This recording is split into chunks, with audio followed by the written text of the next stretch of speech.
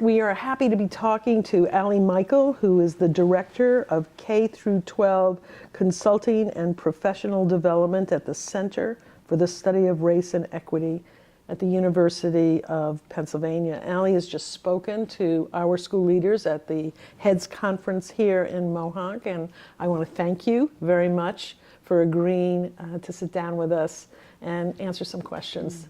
My first question is, tell us a little bit about how you came to make a commitment to this work, to devote your academic, intellectual, and maybe personal life to this work. Well, I think there were two moments in my life that were pivotal. The first was in college when I was required to take a course on something related to diversity. I took an African American literature course. I found myself really speechless, stuttering, confused, not able to think about race, talk about it. I mean, this is, a liberal arts college where passing this class is a requirement for graduation, and I felt totally unprepared to be a part of this conversation. And realizing that growing up in a predominantly white place, I had never thought about how race impacted my life. And so in that class, feeling really motivated to learn how to talk about race, to learn about racism, the history of racism, and to learn what it means for me to be a white person. And that prompted me to study abroad in South Africa in college. And I think that was where it became a passion, because I lived with a black family in South Africa with a woman named Nonswakazi Gertrude Squentu, who asked me if I could write her life story. And so I wrote her biography after recording over 100 hours of interviews with her.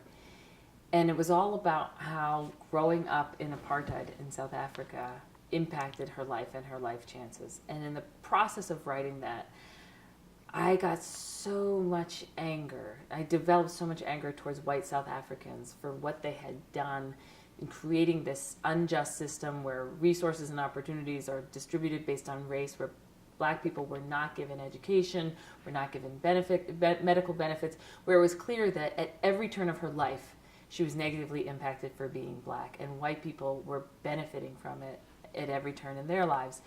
And then one day I just realized I have all this anger towards white South Africans, but in my country, I'm a white person. I'm benefiting from a racial history that happened longer ago. The apartheid system or the segregation system in our country happened longer ago, but the residue is still intact. And the way that white people benefit from racism in South Africa is similar to the way that I've benefited. And that it made me really want to look at, well, so how do I fit into this whole thing in the U.S.? And that's when I started to study whiteness, to study what we need to know about white people and where white people fit into the conversation about race. And I also, as a young teacher, felt regularly like race mattered in my classroom, but I wasn't exactly sure how, and I wasn't exactly sure what to do about it. Do I talk about racism with kids, or do I just try to think about it as I make plans for my class, or like what's the role of the teacher in thinking about race and racism, or talking about it with kids? And so that all of those experiences made me say, I want to study race in education with a focus on whiteness. I want my work to be about supporting teachers to figure out how race matters in their classroom, and how to build classrooms where all of their children can come to school and go home whole, where they don't lose chunks of themselves because they have to hide part of who they are, or because people at school don't get who they are, where everybody can come to school and grow and learn together, and they're not denigrated or cut down by racism. So that's I think that's really, it's been a vision that started early, and at many different steps in my career, I've thought, I have no idea who will ever pay me to do this. I mean, how can you be a white person doing this work on race? I mean, I just felt like, can I even make money doing this? Is that even ethical? Maybe I have to get another job and do this on the side. And a black mentor of mine said, no, listen, if you do this on the side, then it's volunteer work. It doesn't end up, you don't get good at it. You need to just try to focus on this and get good at it. And so that's what I've been doing, and I think that one of the advice I give to young people is to try to hold all the pieces of your vision as you move through your life, and just keep trying to reach all the pieces of your vision, and eventually they'll come together in the form of a career in the person that you are.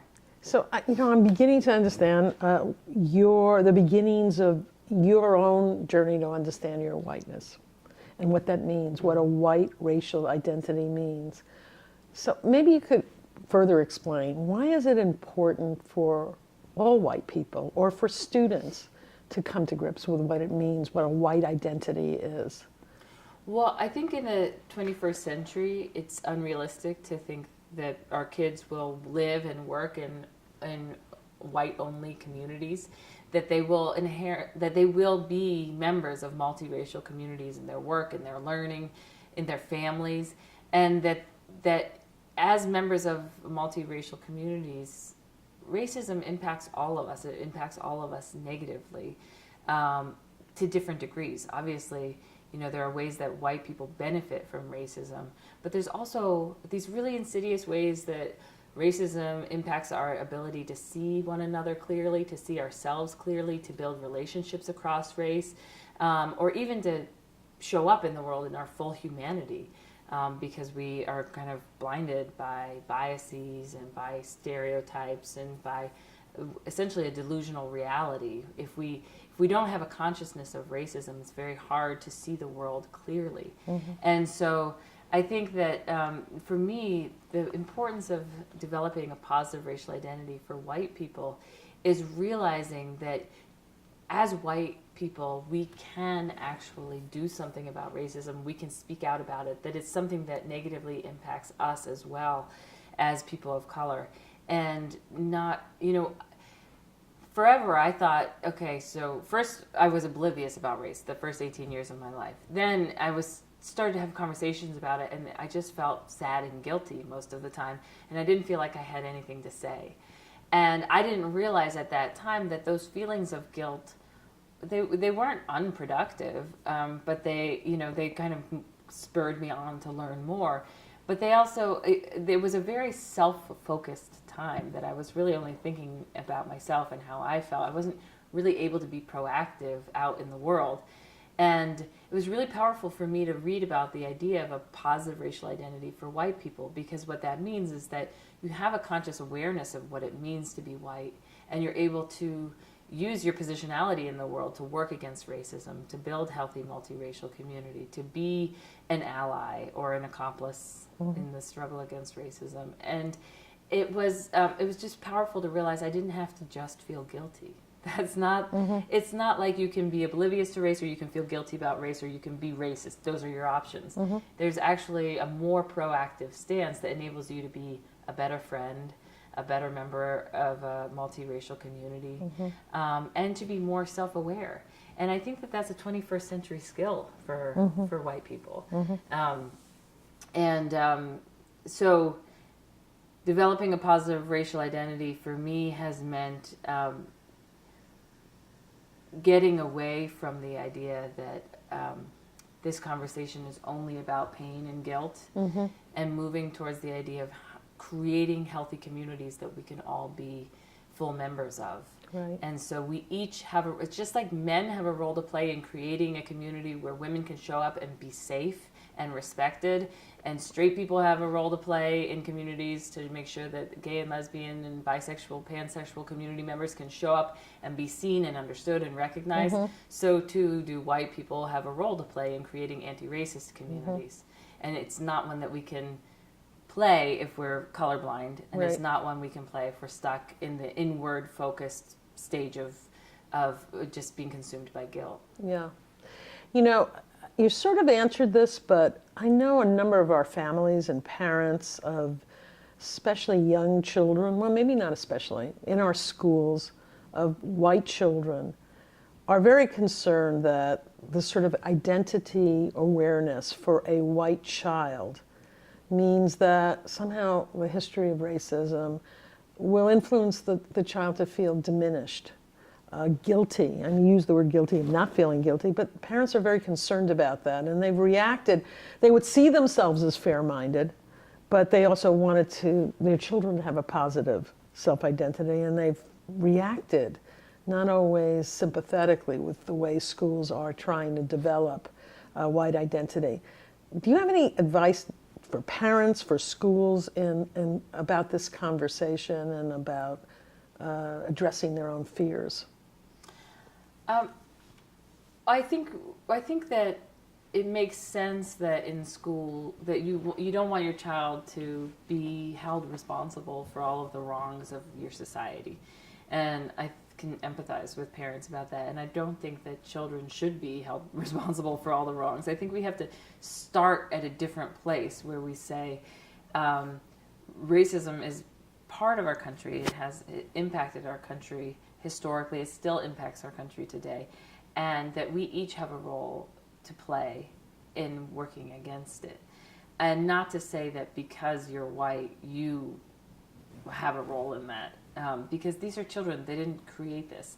I think in the early grades, the most important thing we can do for kids is break the norm of color muteness in our schools, that to really let them talk about race, to give them words for talking about it, to affirm them when they ask questions about race, to give them some spaces for discussing it, but also to give them tools for analyzing the media that they're consuming, some of the movies and TV shows that they're consuming, some of the stereotypes that are portrayed in those movies, or I'll say to my 3-year-old, why are all the people living on the island of Sodor white? Don't they have any people of color there? It's like, people of color don't like trains, or I'll say to my daughter, how come so many Disney princesses are white? Do you think you can't be beautiful if you don't have blonde hair? Can you be beautiful if you have brown hair? What if you have short hair? What if you have a shaved head and you're a woman? And so I'll challenge her to think outside the box of some of the message she's getting about who's beautiful, who's smart, who belongs. And I think at a young age, that's what they need to be able to do. They need to be able to talk about it, not feel like it's off limits. Because some people will say, my child is 5, they're colorblind, they don't see race. Children just play with anybody. And while that's true, we also know that most students of color have experiences of discrimination by the age of 5 that indicate to them that their race matters and that they need to be aware and self-protective about that. And often white children don't realize race matters until they take a class in college, like I did. And so part of what we're trying to do is create communities in which all students are conscious of the different things that their peers are experiencing, so that they can support them through that, so that they can be in community. Because what happens is kids of color experience racial slights throughout elementary school, and then they start really putting it together in middle school and having a consciousness about that. And their white friends are often oblivious to their experience, and in the meantime they've been having this experience of I shouldn't talk about race, I shouldn't notice race. And so you get to middle school and their friends are saying, I experienced this bad thing that happened to me, and they're not getting support from their white friends who are saying, oh, that didn't really happen, or you're making too much out of it, or it's racist to talk about race, and they're not able to just support them. And so then you see kids starting to self-segregate because they can't talk about this stuff together. And so what I say to parents who say, my child doesn't see race, is no, your child is really smart, and they've already picked up on the idea that you value not seeing race, or their teachers value not seeing race. It's not that they don't see it. They've begun the process of consciously trying to ignore it. And I think in the early grades, it's not about teaching so much of the history that kids feel guilty, but giving them the building blocks for understanding why we would talk about race and how to do it. So, teachers who are in a classroom and they're watching a dynamic, and this is good news, in increasingly interracial, multicultural classrooms, they sometimes feel like they need support. And I know this is a very large conversation, but could you give them some advice in a few minutes about what support they how to support them, how best to support them, what they need to feel supported? so that they can achieve, they can be able to serve all the children in their classroom? Well, I think teachers need a lot of opportunities to learn and to also, to do their own development outside of their classroom. It's a core competency for teachers to support racial identity development in their students. And it's hard for them to do that if they don't have a positive racial identity. So part of the work of a teacher would be to begin thinking about their own racial identity and finding books, workshops, resources that help them develop that before they ever talk about it with kids.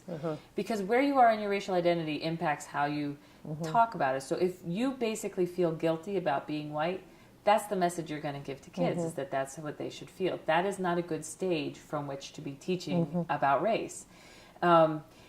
Teachers also, they need spaces where they can make mistakes, and ideally the first time they're talking about race is not with kids, but it's with their it's with colleagues or with friends. I had a study group for 5 years with other white people who also wanted to practice talking about race and just practice getting the words out without stuttering and undoing some of the colorblindness we've been taught as children.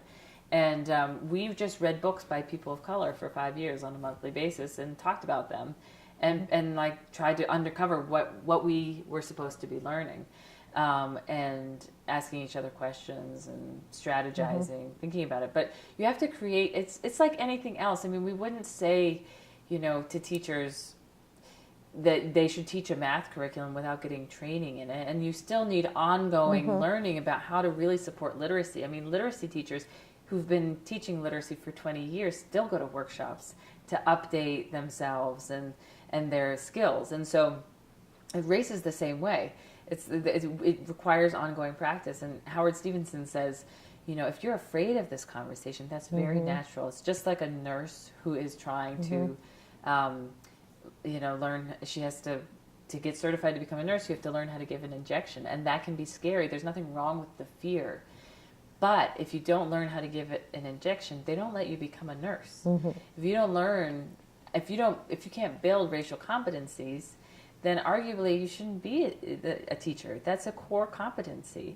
And so, but we do need to give people spaces to grow that, because we know it's not already being taught in schools. People aren't coming to us racially competent and aware. And I think the other thing I would say for teacher development is they have to feel like they're allowed to make mistakes, because often in the conversation in schools, it's kind of like you're racist or you're not, or sometimes the way it comes out is they say like, well, they get it, but they don't get it, and everybody's trying to demonstrate that they get it, and not that they are in this like don't get it camp. And so then what ends up happening is you have people not taking risks and not trying, not saying things that they really think, because they're so afraid that what they're going to demonstrate is that they belong in the camp of people who don't get it. And so what we need to do is kind of break down that binary and say it's not about people who get it and don't get it. It's about what do you get and what do you not need to get? What do you still need to learn? That to have a growth mindset that everybody, people of color, white people, we all need to build our skills and competencies around talking about race with one another, and trying to fill in those those learning, those spaces where we need to learn, and rather than saying everybody has to get it right the first time, and if they don't, then they're racist. So would you say that these principles would apply and be good advice for school leaders? Would you add to that? Yeah, I mean, I think, yes, I think they do. I think for school leaders, you need to develop your own racial identity. You need to find spaces away from your school where you can develop your own racial identity. Because what happens is we often will rely on our students. Teachers rely on their students to teach them. Heads of school often rely on their teachers or their diversity directors to teach them. And while that kind of collaboration and openness to feedback is important, those are people who work for you, so they can't be entirely accountable for your learning. They need to be able to give you feedback, but they there's a big power differential there. It's hard to teach somebody who has so much power over you. So I think for heads of school, you need to find a space outside of your school to learn. And maybe you create a racial inquiry group with other heads of school and talk about it, or you do a workshop, or you attend, People of Color Conference or NYSAIS. Because the thing is, we have to have a learning growth mindset in order for anybody to learn. But once you're in a position of power and you have power over people, it becomes more important that you have these competencies, and it becomes, I think, much harder for people following your leadership when you don't have those competencies, for them to trust you, for them to believe in you. And so it's harder. It's harder to make mistakes in public. You're less willing to be vulnerable. People have high expectations for you. So you need to give yourself that space to learn.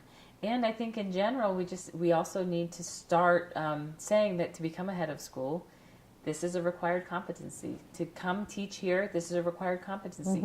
If you get teachers who apply to your school and they don't have skills around race, they have never spent much time thinking about it, they can't speak to their racial identity, or can't speak about an experience they had in a classroom where they, had, questions about race, or, if something came up, then you say, thank you very much. Please apply again next year. And in the meantime, do some work to develop your racial identity. So really, it's kind of both creating space for people to learn and saying, we're putting people in classrooms with students where they're, where the students are vulnerable, and they need teachers and leaders who understand their experiences of the world, and we put a high value on that. And so I think for that, in that way, it's a both and. People, I don't think, well, let me stop there. All right. Well, I'm going to stop too. And thank you so much for your time and actually your wisdom. Very much appreciated. Thank you.